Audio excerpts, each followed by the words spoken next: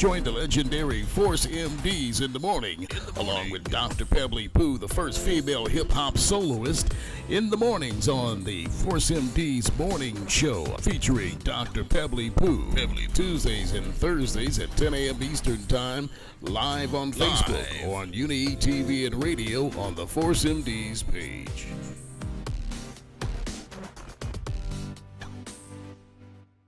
He won, man. The boy just won an Oscar.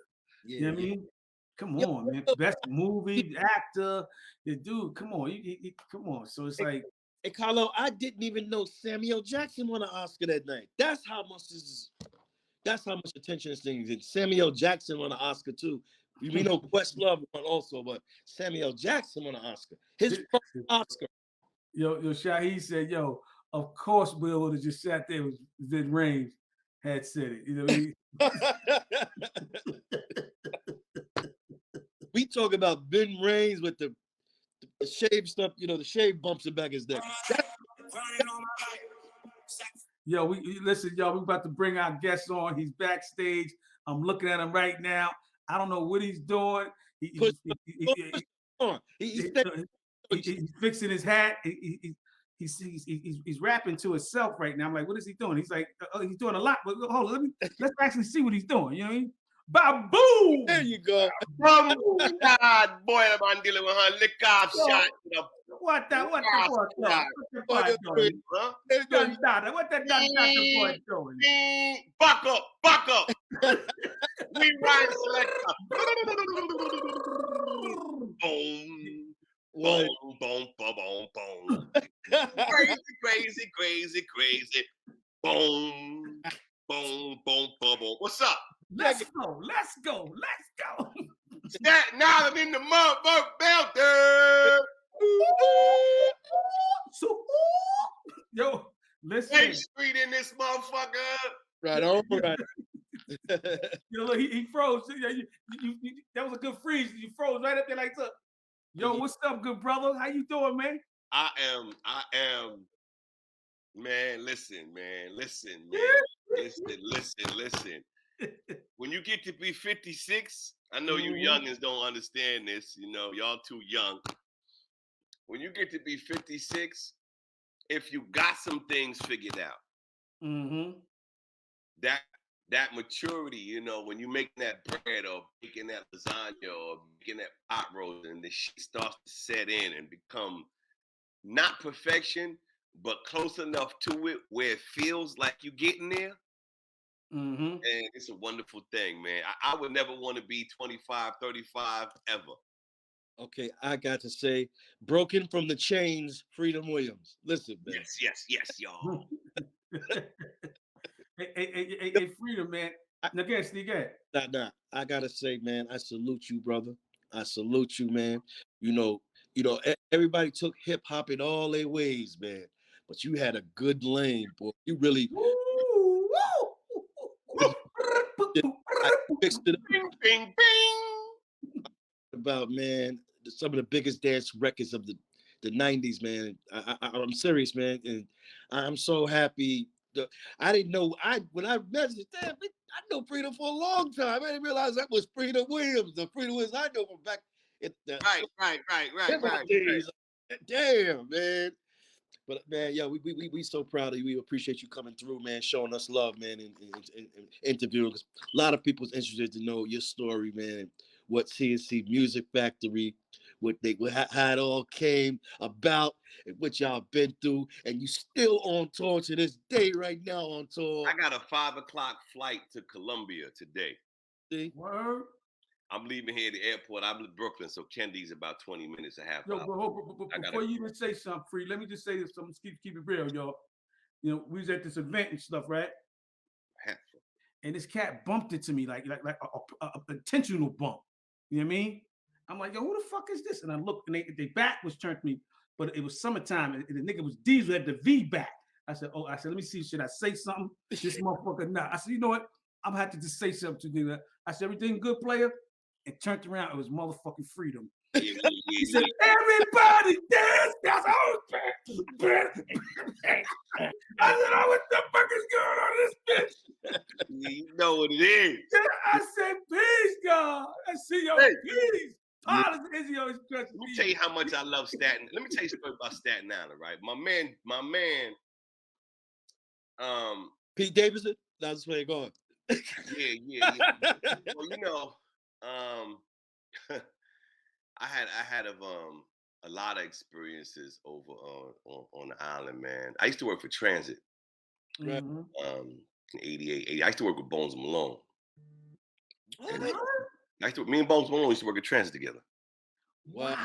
Yeah, in the late 80s. And then I had these little supervisors that used to talk slick to me, little Indian motherfucker. You want to be late? You want to be at 10 o'clock? It's now 10. I used to be like, yo, B, it's fucking 6:30 in the morning, man. What is you?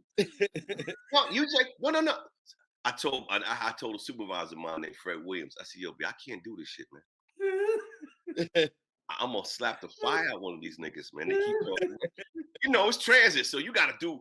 So I said, I'm gonna make records, but I always wanted to make records anyway. So I ended up quitting. I think I quit before Bones. And benefits, I was making $20 an hour. I had the key to every lock in New York City.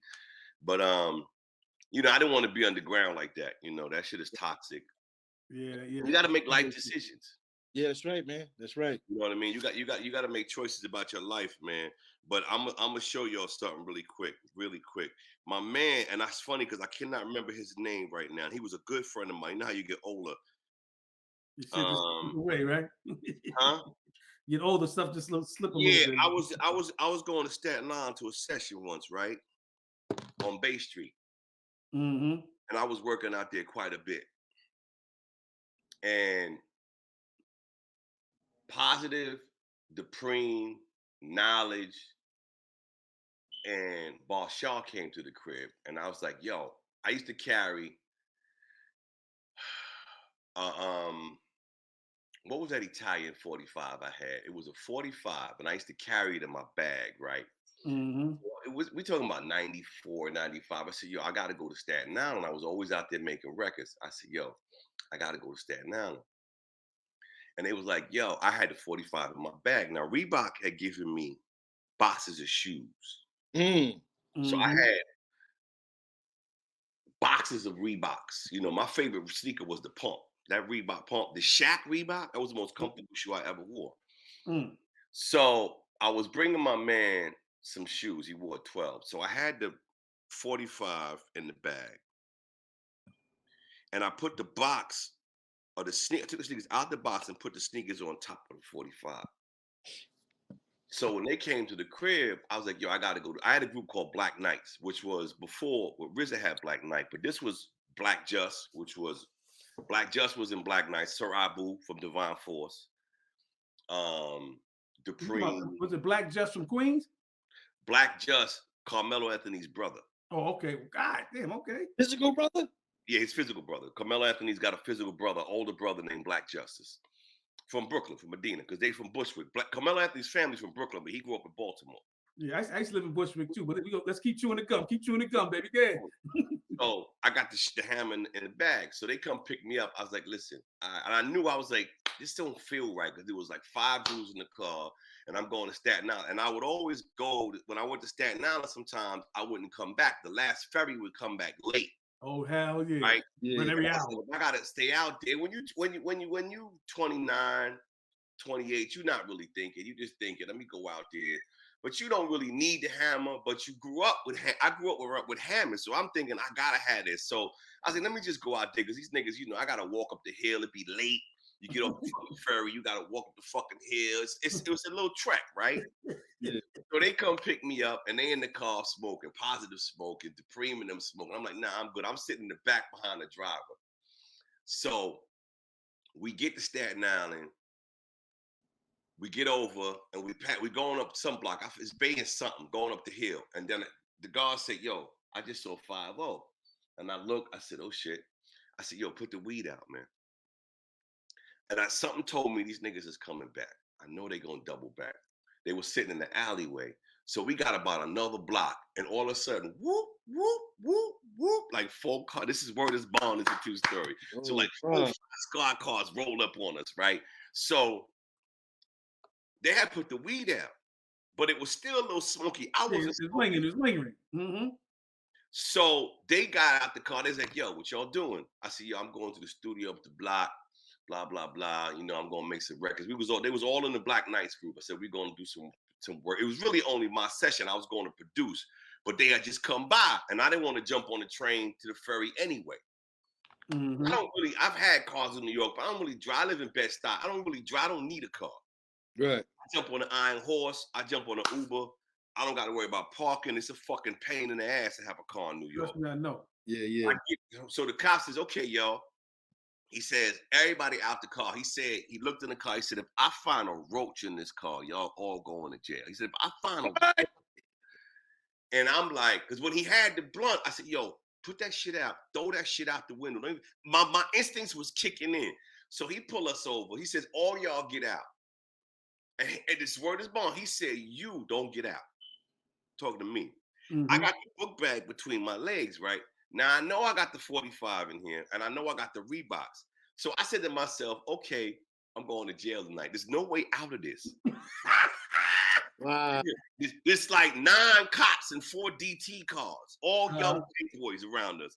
I said, so he said, I sat in the car. He got everybody that he frisked him. He said, okay, you get out the car. I don't know why he singled me out. Now, true story. I get out the car. I take the bag out. He said he get out the car. He said, put your hands behind on the back of the thing first. Mm-hmm. So he said, y'all get out. You put your hands on the back. So they got out. He says, okay, you get out. You stand right here. Cop goes, whose bag is this? I said, it's my bag. Because I learned very early on, never hesitate, always advocate. Mm-hmm. And that throws them off. The biggest crimes is done in front of the cops, right? Mm-hmm. Or in front of the police. All the fucking drug spots in Brooklyn, most of them anyway, and in Harlem was always across the street from the fucking police station.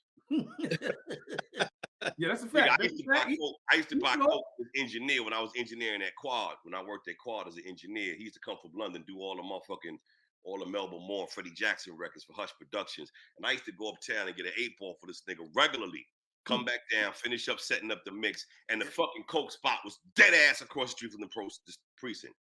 So I got my hands on the back of the thing, so I get out. So I'm a big Star Wars fan. Like, the group Black Knights was loosely based around the Star Wars concept. And there was 9 of them in this group. It was like, woo, there was 9 of them in this group. Mm-hmm. So remember, I engineered the RZA and the Jizz's first record, Stay Out of Bars, and Love You Rakim. Wow, I didn't know that. That's dope. Yeah, I mixed those records. I was an engineer at Quad. So check it out. Melquan and I were very, very close. Me, Melquan and Shabazz were really close, and Just Ice, we were really close. So anyway, so the young boy, now he pulls the bag out, puts it on the back of the fucking car. I start Jediing this nigga. I said to myself, if the nigga asks me whose it is, I'm gonna have to fess up and go, yo, Paz and Dupreme, they don't know I got the hammer. I never told them I had the hammer because there wasn't no need for them to know that, because I wasn't planning on going with them to begin with. Mm-hmm. So he goes, yo, who bag is it? I said, my bag. So I said, okay, if he finds the hammer, I'm just going to take the hammer and take the heat, whatever, because, so as he's going in the bag, I'm whispering to myself, you don't see no gun in that bag. My hands is on the car. I'm like, you don't see no gun in that bag. You just going to go in that bag and all you're going to see is a pair of fucking size 12 Reeboks. And I'm whispering this shit in my head. So the nigga opens the bag and takes the flashlight and he's like, all in the motherfucking bag, right? And these niggas don't know what's going on. I'm like, you don't see no gun in that bag. There ain't no gun in that bag. It's Reeboks and some juju beans. You don't see no gun in that bag. So, real shit. He goes in the bag.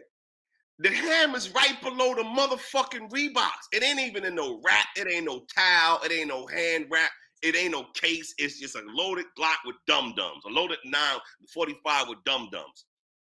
It wasn't the Glock. It was a 45 Italian made.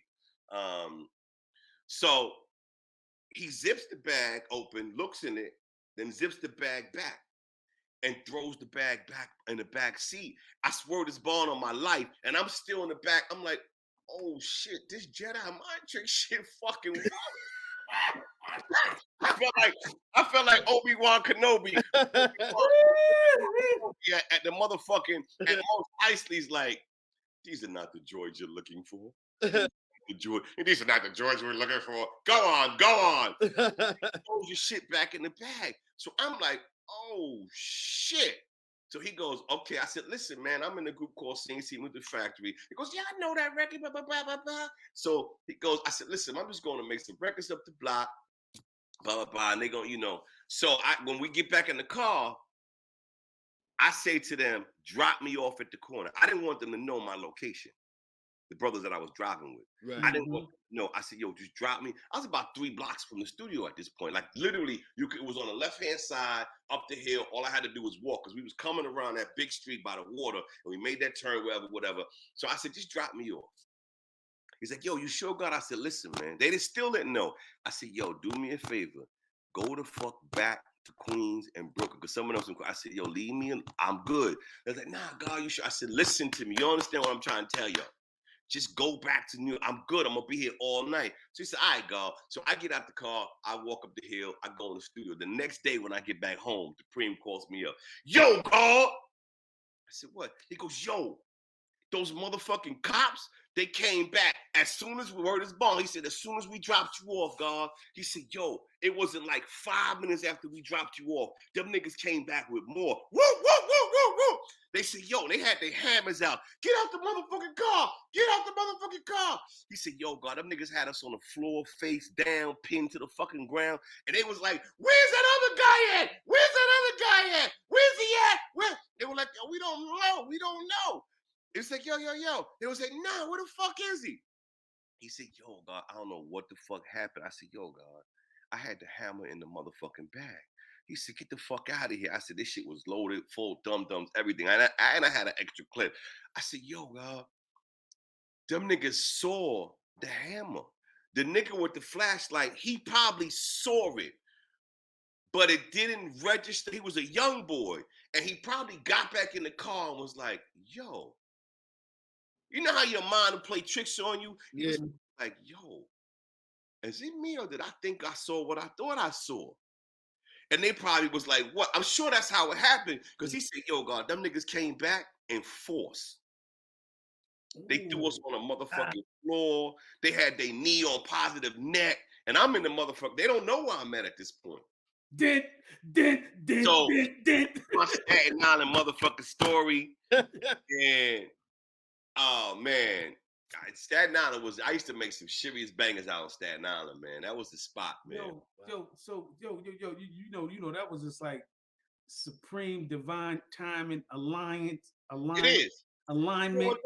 If you don't, I've always been, I got locked up at 15 for burglary and armed robbery. A lot of people don't know this. My father was a New York City cop. My brother was a Boston sergeant. What? BPD. My brother chased Whitey Bulger from Boston to Florida as a detective, as a sergeant. My father was like, fuck it, let him lock him up. You know, I had a few things on me. The only reason why I didn't go to jail because my brother came to the courtroom in his uniform and told the judge, I'll take him to live with me. So my brother was my reform school because I was 15. They was gonna send me to Spofford. It wasn't even a question. I was going to Spofford. So I went to live with him, and I knew I should be with him anyway. So I've always been able to navigate life. You gotta have a sense of divine presence in your life. You can't do this shit alone. I'm gonna tell you right now, what you just said, man. Everybody that's listening right now, they know that was, you know, what I mean, something divine that was like, protecting you or had, a bigger and better plans for you, man. Because because at the end of the day, you know how many people didn't do nothing that's locked up. You know what I mean? You know, niggas just coming down the hallway in the project. A nigga got blasted. Somebody got blasted downstairs, and they just coming down the hall of the project. And it was him. I seen him in the hallway next to him. In the whole. I was on 42nd Street one day. I must have been like 12. Right. We were a few guards from Queens, and we was going to 42nd Street because 42nd Street back in the early 70s, in the mid 70s, early 80s, but really mid 70s. You know, they had all the the dollar movies, the Kung Fu flicks, and yeah. There was an arcade right on the corner of 47th and 7th, 42nd and 7th. I remember getting on the train. I must have been like 12 or 13. 12, 13. It was like 4 of us. We got on the train. We went to 42nd Street. We met a brother on the train who was a guard. I forget his name. We met up like, because back then you could always meet other guards on the train. I always tell people hip hop was able to flourish on the back of the 5% Nation. Oh, that's a factoroni. And the reason why it was able to flourish was because in the early 80s and the 70s, we could travel in New York unharmed. Mm-hmm. My enlightener was a brother named Jamel, and he moved from the Bronx to Queens, and he gave me knowledge when I was 15. But go back to my story. So we meet the brother on the train. We get to the pinball arcade on 42nd Street. A little Spanish lady rolls up in there with 2 cops. He did it. He did it. He did it. The pocketbook. Her face was slashed. Ooh. She said somebody, and I learned this lesson. I was about 13, 12, 13. I learned this lesson. No, I was a little old. I was about 14. I just got knowledge. I learned this lesson. The lady said, he did it. And we was like, what are you talking about, ma'am? He was just, we've been on a train. We just got off the train on 42nd Street. And the cop was like, shut the fuck up. And the cop was like, and she was like, he did it. He slashed my face and stole my purse. He was like, yo, man, what you talking about? They threw the nigga in the handcuffs and threw it in the paddy wagon. And we stood there and we was done. I was stupefied. Because I was like, what the fuck do we do? I just met the brother on the train. I forgot the guard's name. We say, yo, peace, God, peace, God. Yo, God, where you go? Yo, God, go to 42nd Street, Culture Wisdom. All right, God, let's go. We all got together. It was like 7, 8 of us. It was like 4 of us and like 3 of them. I ain't know these motherfuckers.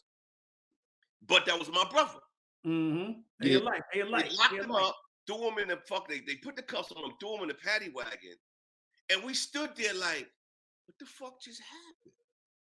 But you only 13, 14, 15, so you're not processing to go to the precinct, check on them. You're not thinking that far because a lot of your people is getting locked up anyway. So in your mind, he gonna be all right. But I learned that day on 42nd Street, you could be anywhere in this world and your shit could be ended. That's right. I was living in Queens. I was living in Cambridge Heights. I was like, wow, he going that motherfucker fast. I don't know the outcome. I don't know what ever happened to him. I never seen him again. You probably, he probably didn't have no money for no bail. You know what I mean? He might have had priors. Yeah, so he was in the system. They probably, if he's juvenile, spot for them, then he was my age. He was 15, 14.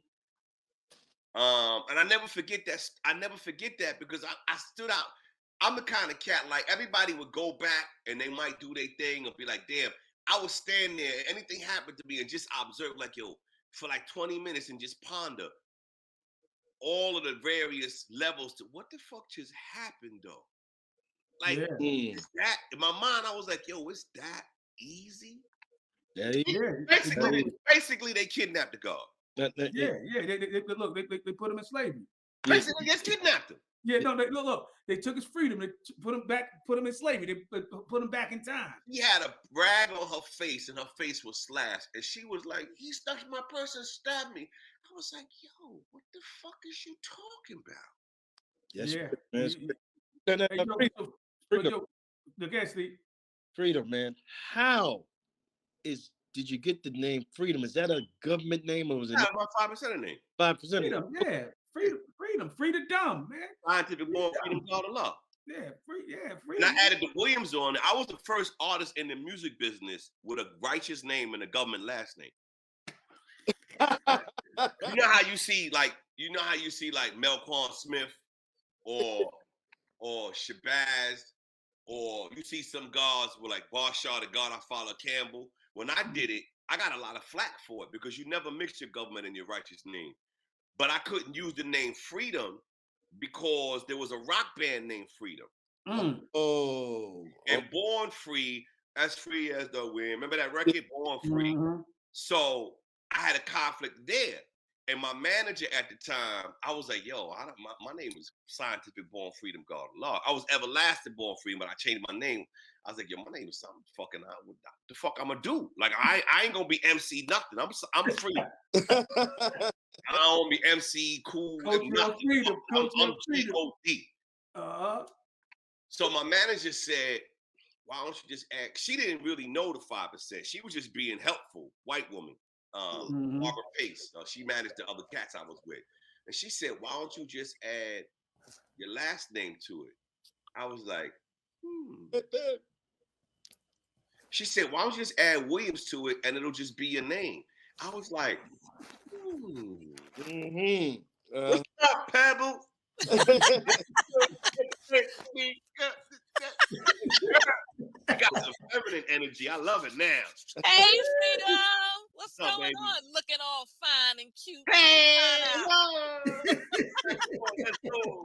Take it up, break it down, give it to me one time. Don't let them change your mind. We got to get busy right now. Rock it out. Come along and do your thing. You know, take a leg, put a step and step into this ring. Yo. But yo, free. Let's do this. Look, just for our listeners out here, let's give a look. So we're gonna a quick, maybe with a quick three questions. How did you get your first deal? Well, I started rhyming in '78. Right. In Queens. I went to school. I went to 192 with Jam Master Jay. Right. Okay. Me and Jam Master Jay went to the same junior high school. I went to school in Hollis. I grew up in Cambridge Heights, Queens, and Cambridge Heights is connected to Hollis. Right. Right. So I went to 192, which was called the Deuce. And that was the bad school in Hollis. The Deuce was it was a terrorist organization. It was just the worst. It's called Linden Junior High School on 205th. You know what Run DM says, 205th? Yeah. I know. Yeah. 192 was on 205th in Hollis. It was the front, Hollis Avenue, 205th Street, and that whole corner was 192, which was the Deuce.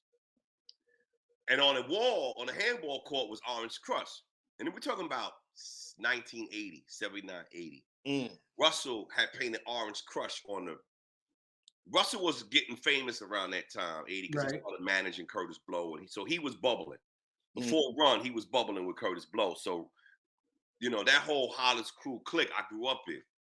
Now, Run and D went to the Catholic school. Me and Jay went to the badass school. I used to rhyme with a cat named Chris. Chris was nasty. And we're talking about 12 years old, 78. I started rhyming in 77, 78. And we used to rhyme on the bus and just, you know, we used to have the sweatsuits with your sign Aquarius and your girlfriend. You know, back in them days, we used to put on sweatsuits and you would have, you know, if you didn't date nobody, you put freedom and a question mark. Or you would put DVD and a question mark. Because remember we used to go on Jamaica Ave and get the sweatsuits and they would iron the fucking the letters on your Yes. You know, I used to rock them shits all the time. So I started rhyming and you know, in the neighborhood, a brother around my way named Cartwright was nasty. Black Rock and Ron, remember Black Rock and Ron? Right. I went to school, Black Rock and Ron.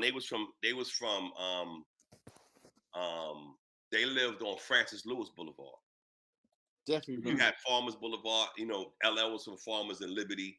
You know, so you had Spider D from Queens at that time, LL Cool J, Running D.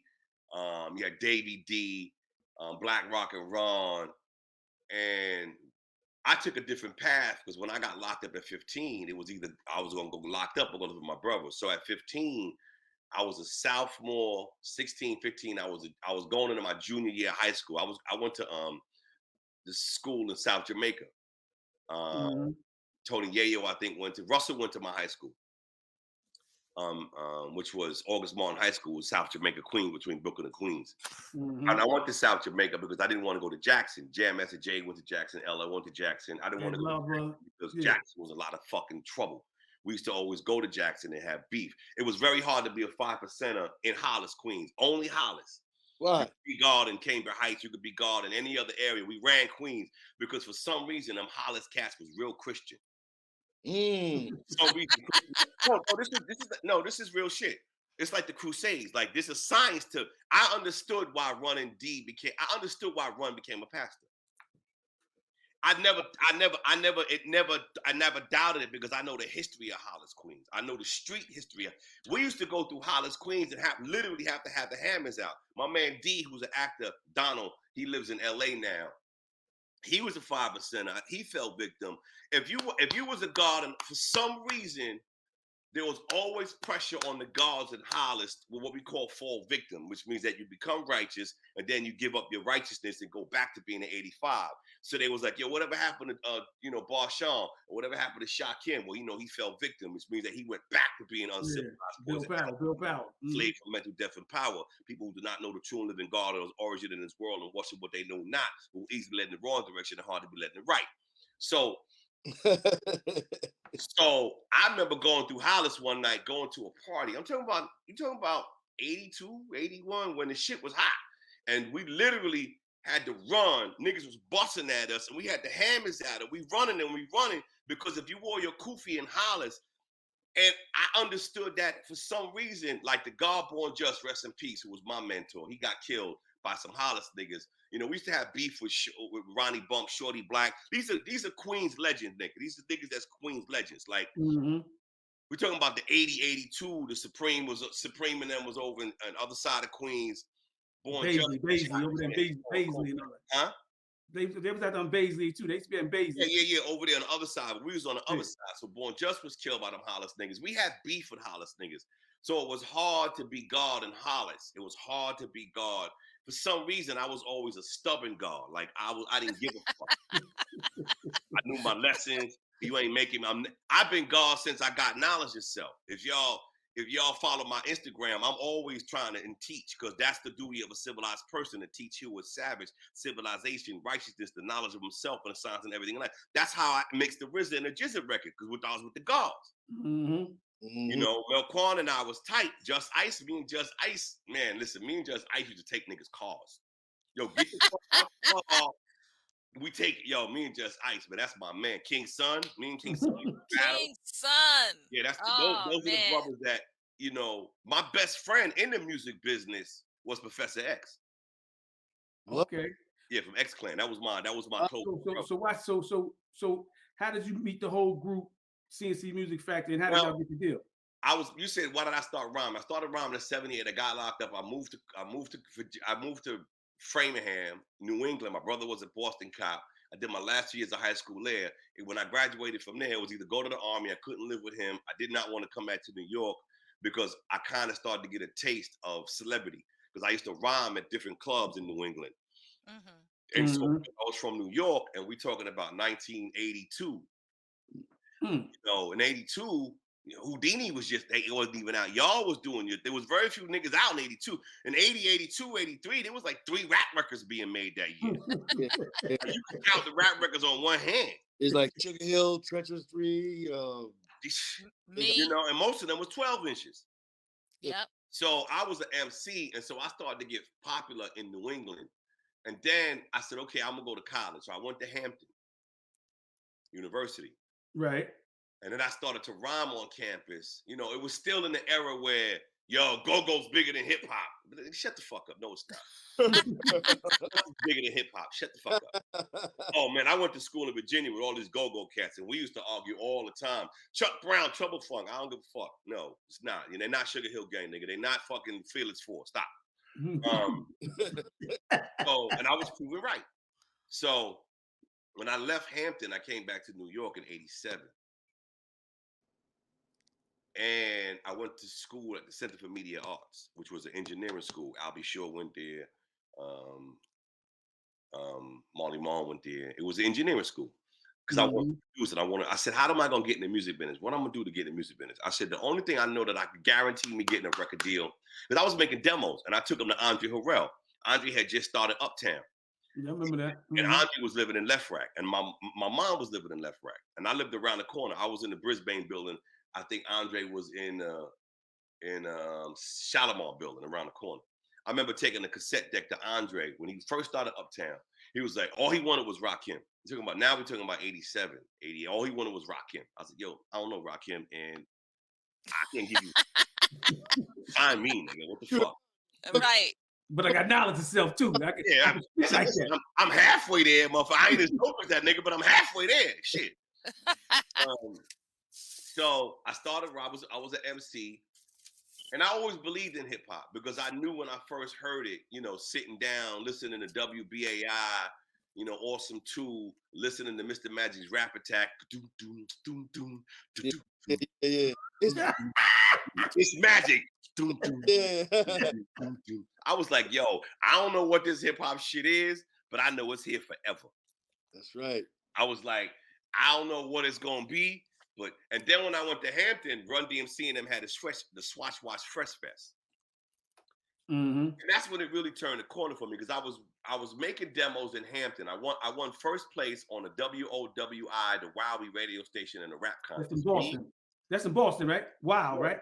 No, Hampton, Virginia, Norfolk. Oh, okay. I had Norfolk shut down before Timberland, before Missy, before Pharrell. When they was in diapers, I had Norfolk on lock. Hampton on lock with this rap shit. Nigga, we won the rap contest on and my manager was a heroin dealer. Nigga named Steve. This nigga came to my dorm room with a fucking in his car with a trunk full of heroin. The first time I ever did heroin. He said, yo, he was a pimp. And he managed us. Me, Sincere from East New York, because Sincere was working at the shipyard. And the shipyard is in Norfolk, Virginia, where they built the warships. So he had moved down there with a Puerto Rican cat. So he had moved down there with his family because he wanted to get out of New York. He was in East New York. So they moved there. And Unique was my DJ from Hampton, who was from East Orange. So Sincere didn't have knowledge. So I was like, nah, you gonna hang with me, nigga. I gotta give you lessons. So he went from Daz to Sincere. So we became a group called Hardcore, or the Chosen Few. I opened up for the Beastie Boys' first show ever. Mm. The first show they ever did, I was the opening act in Newport News, Virginia. What? Yeah. And they got their ass beat by General Joe. What? My man beat their ass. And, you know, God bless the dead Andre Harrell. One day I saw Andre, right? And me and Andre had become friends from that time. And I said, yo, Andre. Because Andre was working with the Beastie Boys when he was at Def Jam. Mm-hmm. Andre was the vice president of Def Jam, right? So I said, yo, Andre, I would tell you a story you'll never understand. See, I'm like the spook who sat by the door in the music industry. Mm-hmm. Like a cat nobody knows that been in everywhere. That, you know. So I said, Right. Andre, remember when the Beastie Boys got beat up in Virginia? And that nigga did like this. He said, yo, how did you know that? The road manager lost his job that day because I was drinking with them. It was me, MC Shadi.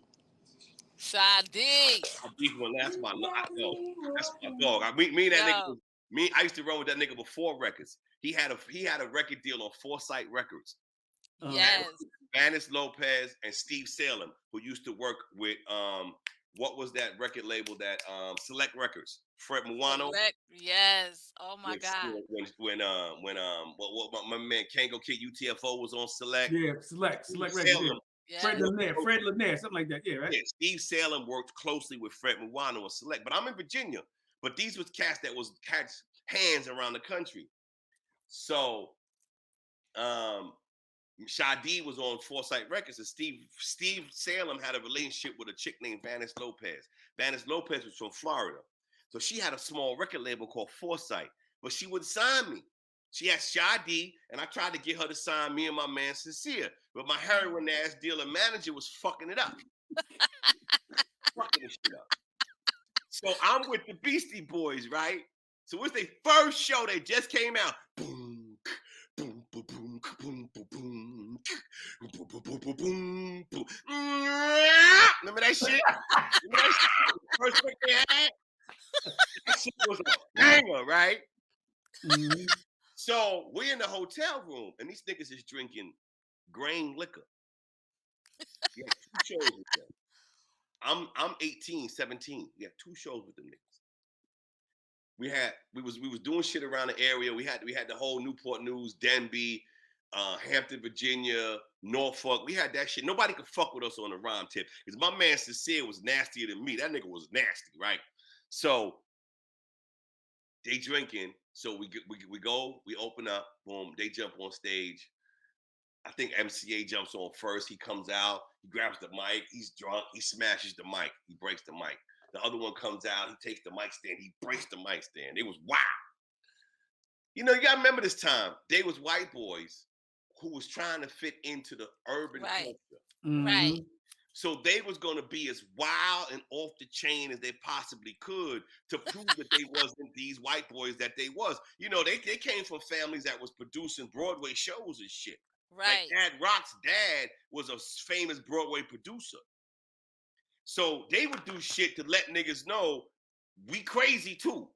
So the first show, General Joe, God bless him, that's my dude. He's in Virginia now.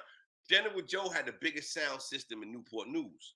And he would drive around with his big ass fan and he would just blast the music and shit. And he was the dude that if you want to do a party, he was like the Cool Hercs or the Disco Twins or Infinity Machine. Yeah, all equipment and shit, right?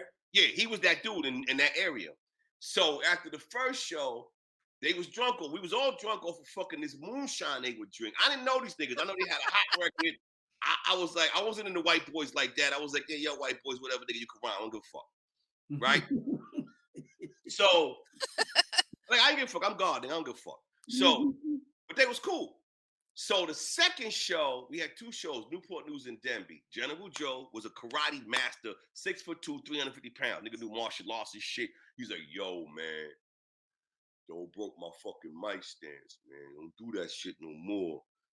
And he was like that dude. I was like, yo, man, don't break that nigga mic stand. Fuck y'all niggas up. Next night, we in the hotel room, we drinking. Moonshine. And I ain't drinking too much. I'm like, this shit might pop, boy. These niggas is getting bent. They was bent. Second show comes, was in a roller skating ring. I think Shadi was definitely on that second show. I don't know about he's definitely with us because I got the flyer in my flyer collection. The first one runs on stage. I don't remember if it was Ad Rock or MCA or Mike D, which one. Doom, doom, doom, doom, doom. He breaks the mic stand. But time the second nigga runs on stage, General Joe jumps out of the fucking DJ booth. Before they saw this nigga coming, he's beat. I mean, this nigga's like 6'4", 3 something. He got two of these niggas. He's just slamming them. The shit was over. The show never happened. And so about 10 years later, or 5 years later, whatever it was, I saw Andre. Andre was like, yo, nigga, I was on he was like, yo, that is the wildest shit ever. So that's part of how I got in the music business. Some of the stories of how I became Freedom fucking Williams. And I started working at the studio as an engineer. And that's how I met the CNC cats, because I was an engineer and I would mix their records. And I wasn't into dance music, but Rob Bass, who I knew from Harlem, because remember, hip hop was a small clique. Yeah. You know, niggas that could rhyme, you know, certain niggas from Harlem, or these niggas from Queens, you know, Rapmatical 5 from South Jamaica. So we kind of knew each other a little bit. So I, you know, remember, I'm back in Virginia, and from Virginia, I didn't come back home. I went straight from Boston, Framingham, I went straight to Virginia. So I remember when I was home in 87, Rob Bass in 88 had that It Takes Two. And I'm the same house I'm living in right now. I live in this house for 40 years. The nigga was riding down the block on 4th Street.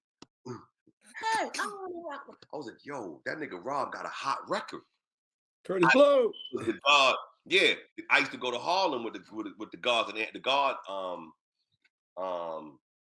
Unique had a company called Tuffney, and we would go to Harlem and he would produce shows. So I would always go with the guard, Dupreme, the brother that was in the car with me. His brother used to go to Harlem. That's how I met Rob.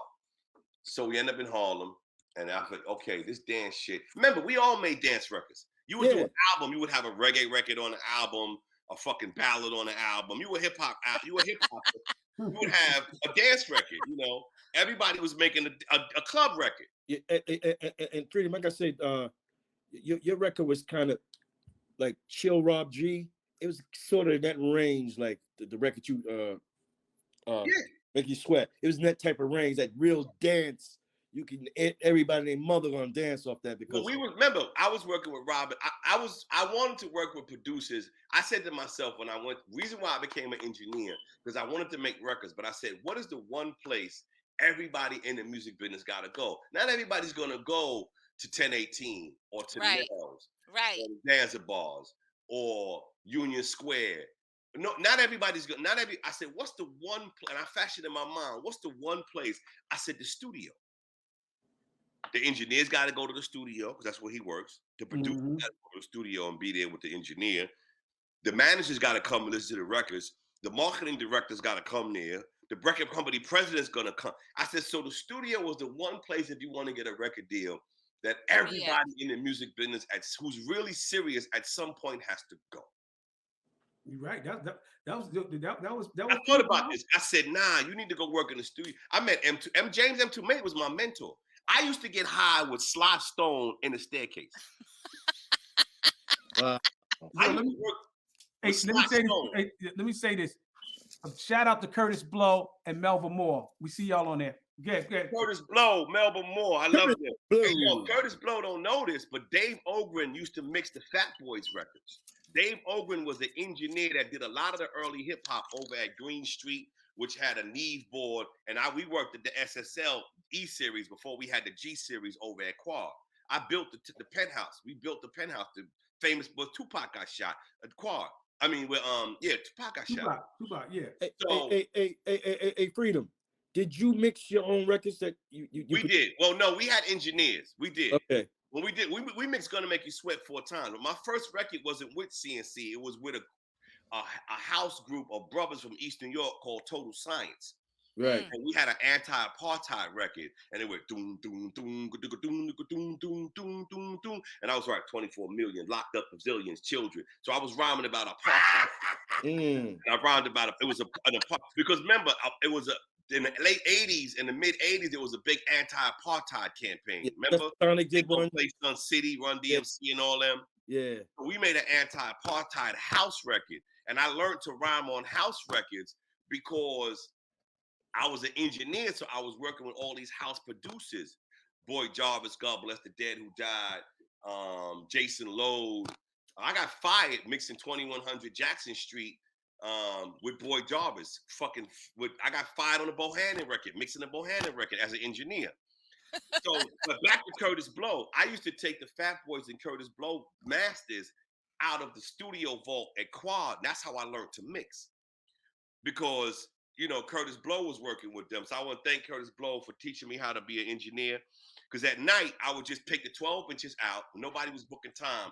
Put them on a Studer, 880, whatever that was. And, I learned to mix at late night, staying in the studio off the original hip hop records that Dave Ogren used to mix. So. Wow, that's crazy. Yeah. Hey, Freedom. So out of like, I know y'all toured around the world. Which country gave y'all the most love out of everybody? Good question. Good question. The most love. That's a hard question. Because when you got a hot record, you get love. Does love mean pussy? I'm done. I gotta be real clear here. How do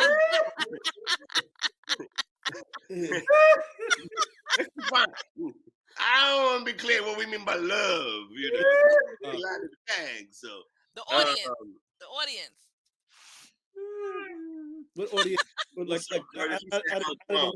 of the world, we all toured. I haven't seen Ron, man, in a while. On the world tour, who gave us the most love? Japan, probably. Wow. Okay. One of my favorite places is Malaysia because Malaysia. When I went to Malaysia, I literally thought that malaria meant Malaysia. Yeah. I ain't know no better. I was like, yo, don't I gotta go get like a tetanus shot? And they were like, what are you talking about? I was like, yo, I'm going to the place where malaria was started, right? They were like, no, Malaysia is nothing to do with malaria. But when I got there, man, the people were so hospitable. The women are absolutely beautiful. Everybody's chocolate. It's a Muslim country. The McDonald's was all kosher, halal. What? Everything was halal. Being a 5%er, what I eat was important. Mm-hmm. So I loved it, man. It was a really, really. It's the only place that when I left, I cried. Wow. So when I left, I cried. How was it first being on Soul Train, man? You know, that's the legendary. I tell people all the time on Soul Train, we had to lip sync. Right. Yeah. The reason why you have to lip sync on Soul Train is a lot of people don't know that. A lot of people. Yeah, you have to lip sync. Yeah, you got lip sync. Yeah, that's true. Let me give you a caveat. Only stars like James Brown, they were allowed to go live. But Al Green, Rakim and Eric B, Naughty by Nature, they made us lip sync because they didn't want to risk the audio feedback problems. Certain times you gotta lip sync in certain situations because you can't get proper audio. If the club is in, if they're producing the Oscars or producing a live event and it's in an airplane hangar, that's gonna be certain types of feedback, and there's certain things that certain rooms don't sound good. And there's nothing that you can do, and it's based on how they built the room, right? I was in the room. I had a show about 2 weeks ago in Tobacco Road. I was in North Carolina. I was in Raleigh-Durham. Freedom, you heard what he said, right, Curtis? He was the first to not lip sync. Yeah, so he understands, right? Yeah. So he said he was the first to do it live. Most cats don't know that. If you like Curtis Blow probably put it in his rider, and see, Melba Moore said she refused because that means that they must have asked them to lip sync, right? So a lot of times they wouldn't do it because of the way the room was set up, and they also didn't want to take chances with the feedback. They wanted you to sound like the record. So Soul Train was interesting because I never liked to do it. We got into the lip sync controversy with Martha Washington. And the reason why was because the record C&C was supposed to be my solo record. It was supposed to be because I had produced 2 records with these guys. I produced a Seduction record. It takes 2 to make a thing go right. Yeah. With them, Heartbeat, Breakdown. Yeah, you did Heartbeat? God? Yeah, no. The remake was Seduction. Oh. I worked with James M2 May. I worked on Word Up with Cameo as an engineer. I worked with Spike Lee and Marcus Miller producing The Butt. My first engineering session was The Butt with Spike Lee. Doing Marcus Miller from Queens, right? Marcus Miller from Queens. EU didn't do that record. Marcus Miller did the whole record. No, let me get Hey, Freedom. Marcus Miller also produced a lot of stuff for Luther Vandross, is that correct? Marcus Miller and I are close friends. Marcus Miller played on a record that I made called Lovely Day. Marcus Miller's brother, Sean Dew, was a 5%er from Queens, was really close to me. That's how I met Marcus Miller before the music. So yeah, Jamaica Funk. Yeah. That's Marcus Miller. Funkin' for Jamaica. So what was we talking about? You said something about I'm just a fix, man. I be blanking out on y'all. So Freedom.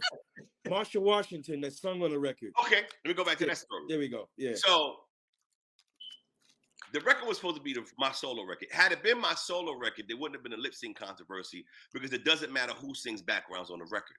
And the person who sings lead for Michael Jackson in the studio, which is probably Michael Jackson or Sarita Garrett or Fonzie Thornton or one of these great background, or Luther Vandross, who was a background singer, it's probably not going to go on the road with Michael Jackson and tour 40 cities. So usually, and you guys know as singers that anybody can sing back. I sung background on records, but I never went on the road to sing with these people. Right. The controversy became with Martha Wash because Martha Wash had done the Seduction record for us. You're my one and only true love. Yeah. Big pop record. There was no group called Seduction. Martha Wash sung the record. So we knew Martha Wash because David Cole, God bless the dead, who passed away from C&C, was Sylvester's, Miss Sylvester? Yeah. Yes. The big singer, the singer. Yeah. Sylvester, Pam, background singer. He was Sylvester's musical director. So he knew Martha Wash is from Jersey. Martha Wash did one record on CNC Music Factory. I brought Zelma into the group because I knew that Martha Wash wasn't going to work well with me on stage. People say, "Oh, you didn't want the fat girl in the group." No, motherfucker, I didn't. No, motherfucker, I did not. Let's make it clear. You can't take a Freedom. joke. I don't give a fuck. Let's make it clear. Martha Wash was from the other girl, correct? She was the other girl, and 2 tons of fun. It's raining, man. Hallelujah, it's raining. That's Martha Wash is a phenomenal singer. I love her to death. One of the best singers ever.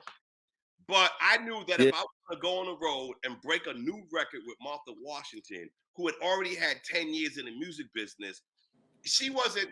When you've been a veteran in the music business, you don't want to do all that groundwork. Go to radio stations, kiss the babies, and I knew that I needed somebody young who was going to be able to go to walk the dogs. So if we're gonna walk the dogs, we want to walk the dogs. You know what I mean? So I was the one that was like, I brought Selma in the group. I was like, I love Martha, but I ain't trying to go on the road more.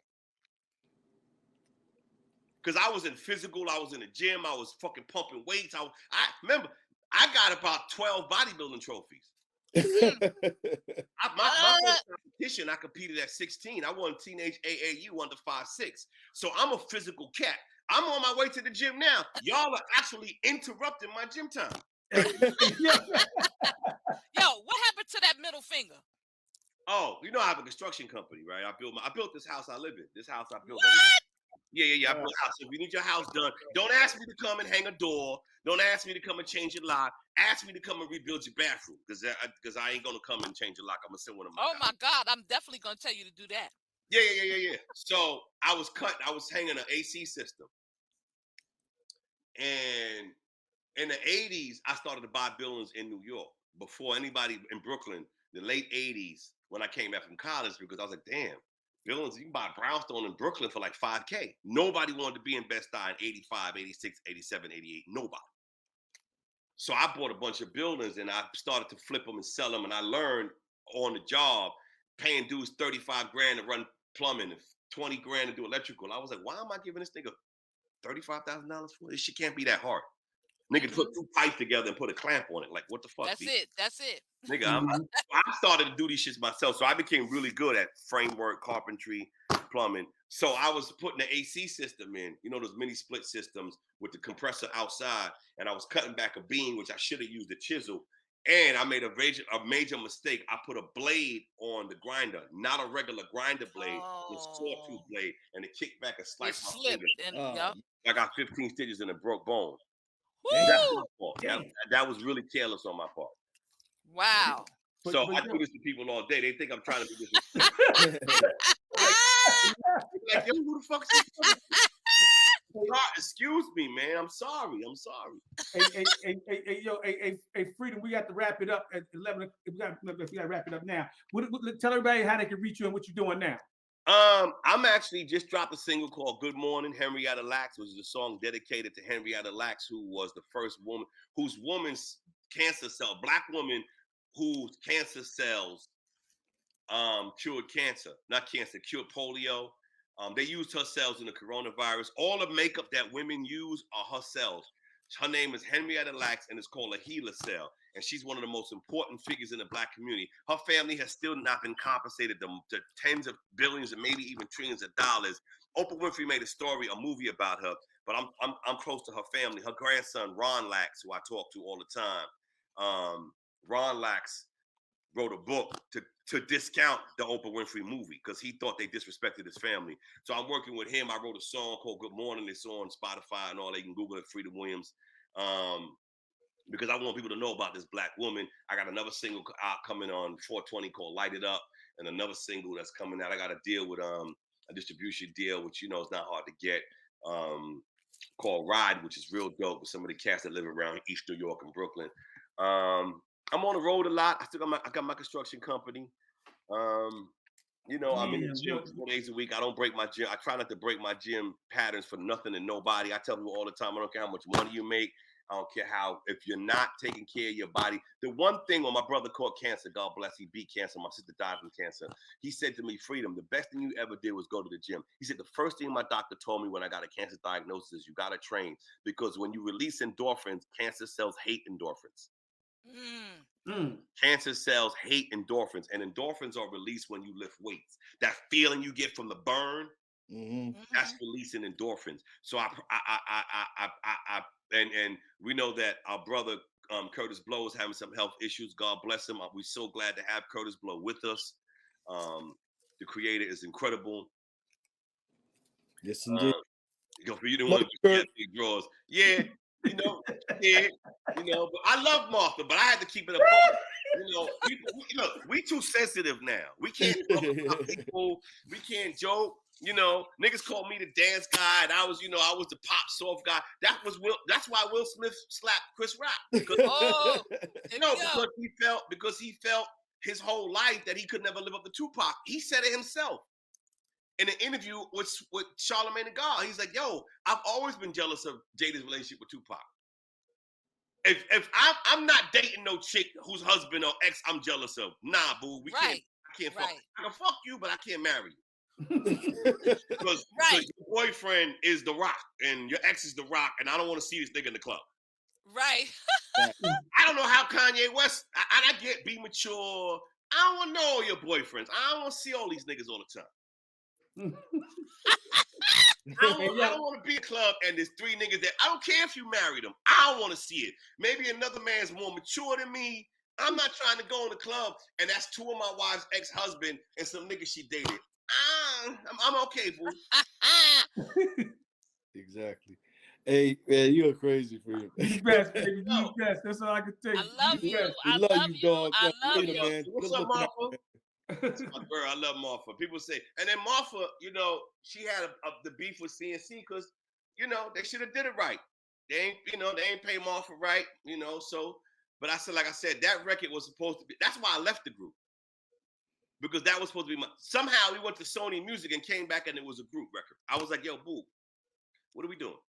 Right. So that's how it gets down. But I love y'all too. It's so good to be here. God is good. God is great. Keep it real. Peace, God. Peace. Black man is God. Peace. Culture today is culture. Understand and knowledge. Boy, you're born to culture. Culture of freedom. Understand and knowledge. Boy, be born to culture of freedom. That's right. Yo, peace myself. All right.